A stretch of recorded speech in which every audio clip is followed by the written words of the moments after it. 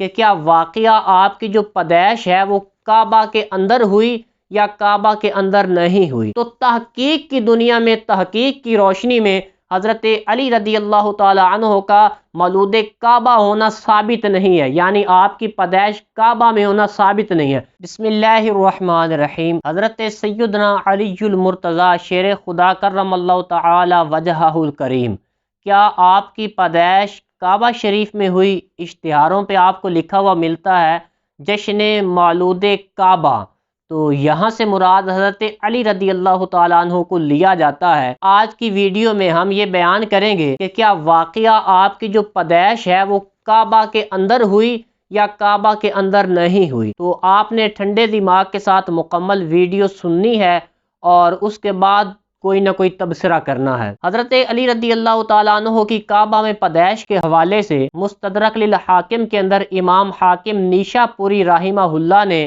یہ لکھا ہے کہ حضرت علی کا مولود کعبہ ہونا، اس پر جو روایات ہیں وہ تواتر کے ساتھ ثابت ہیں۔ تواتر کے ساتھ کہتے ہیں کہ اتنی زیادہ روایات ہوں کہ جس پر انکار نہ کیا جا سکے۔ یہ امام حاکم نیشا پوری رحمہ اللہ نے اپنی کتاب مستدرک للحاکم میں لکھا۔ اس کے بعد کئی حنفی ائمہ کرام نے اور دیگر ائمہ نے اس قول کو اپنی کتابوں میں نقل کیا، مثلا ملا علی قاری رحمہ اللہ نے مرقات المفاتیح کے اندر، اور اسی طرح امام ذہبی رحمہ اللہ نے تلخیص مستدرک للحاکم کے اندر، اور اسی طرح شیخ عبدالحق محدث دہلوی علیہ رحمہ نے، اور اسی طرح ازالۃ الخلفاء میں شاہ ولی اللہ محدث دہلوی رحمہ اللہ۔ اس طرح آپ جتنے بھی ماخذ اور مراجع دیکھ لیں، میں تمام کے نام تو نہیں گنوا سکتا، تو سب نے اس بات کو پھر اپنی کتابوں میں نقل کیا۔ میں آپ کو ایک بات بتاؤں، سیدی اعلیٰ حضرت امام احمد رضا خان بریلوی رحمہ اللہ فتاوی رضویہ شریف میں آپ نے ایک بات لکھی ہے۔ آپ فرماتے ہیں کہ بعض دفعہ نقل کرتے ہوئے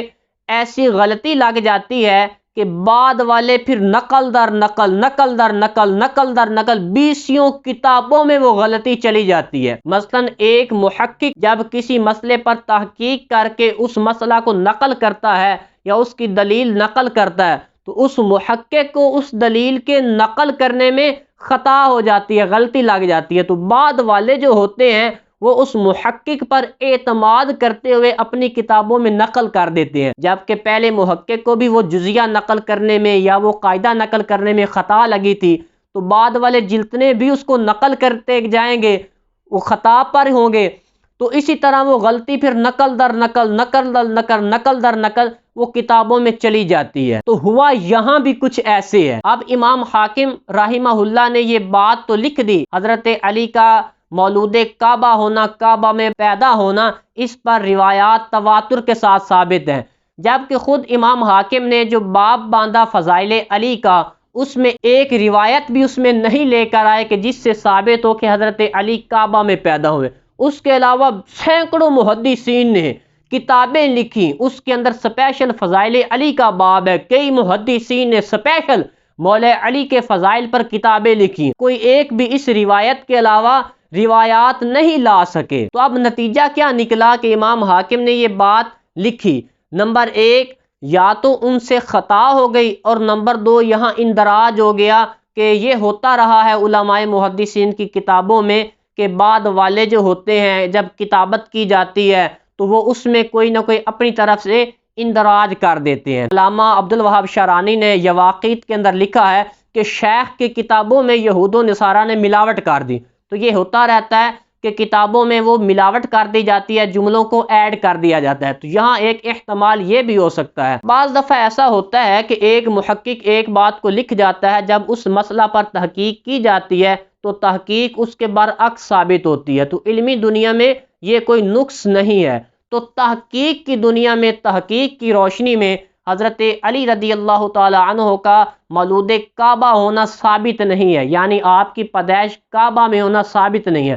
میں آپ کو ایک بات بتاؤں، آج اگر کوئی کہہ دیتا ہے نا کہ حضرت علی کا کعبہ میں پیدا ہونا ثابت نہیں ہے، تو مخالف گروہ ان کے اوپر فتوے لگانا شروع کر دیتا ہے، کوئی ناسبی کہتا ہے، کوئی خارجی کہتا ہے، کوئی نعوذ باللہ کیا کہتا ہے۔ او اللہ کے بندو، ہوش کے ناخن لوگ جو کہتے ہیں کعبہ میں پیدائش نہیں ہوئی، وہ علی کے حبدار ہیں، علی کو ماننے والے ہیں، علی کی محبت کا دعویٰ کرنے والے ہیں، اور جو کہتے ہیں کعبہ میں پیدائش ہوئی وہ بھی علی کے ماننے والے ہیں۔ تو پھر اتنی شدت کیوں کی جاتی ہے جو انکار کرتے ہیں؟ تو کیا یہ کوئی ایمان اور کفر کا مسئلہ ہے جس سے کفر لازم آ جاتا ہے؟ حضرت علی رضی اللہ تعالیٰ عنہ کی فضیلت قرآن سے ثابت ہے، فضیلت حدیث سے ثابت ہے۔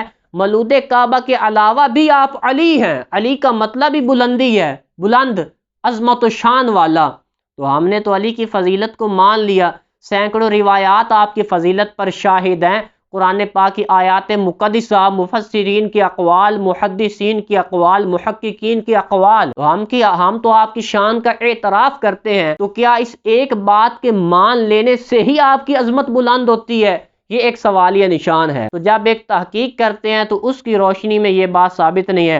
اب اگر کوئی نیچے حوالے لگا دے نا، فلاں کتاب میں لکھا ہے، فلاں کتاب میں لکھا ہے، تو وہ میری پوری ویڈیو سن کے حوالے لگائے۔ میں بات یہ کر رہا ہوں اصل یہاں سے ثابت ہوگی، یا اگر اس سے پہلے کی کتاب کوئی پیش کرے گا تو اس کے لکھنے والے جو ہوں گے وہ رافضی قسم کے ہوں گے۔ اگر کوئی صحیح العقیدہ ہوگا تو پھر وہ نقل کرنے میں خطا ہوئی ہوگی۔ اب میں آپ کو ایک چلے بات کرتا جاؤں، امام ذاہبی رحمہ اللہ، آپ نے تلخیص مستدرک میں لکھا، امام حاکم کا قول نقل کیا، جبکہ خود امام ذاہبی رحمہ اللہ نے سیر الاعلام والنبلاء اور آپ نے تاریخ اسلام کے اندر یہ قول نہیں نقل کیا۔ معلوم ہوا تلخیص مستدرک میں آپ نے امام حاکم کا قول نقل کیا، یہاں اپنی ذاتی تحقیق تھی جس کی وجہ سے آپ نے مولود کعبہ ہونا نہیں لکھا۔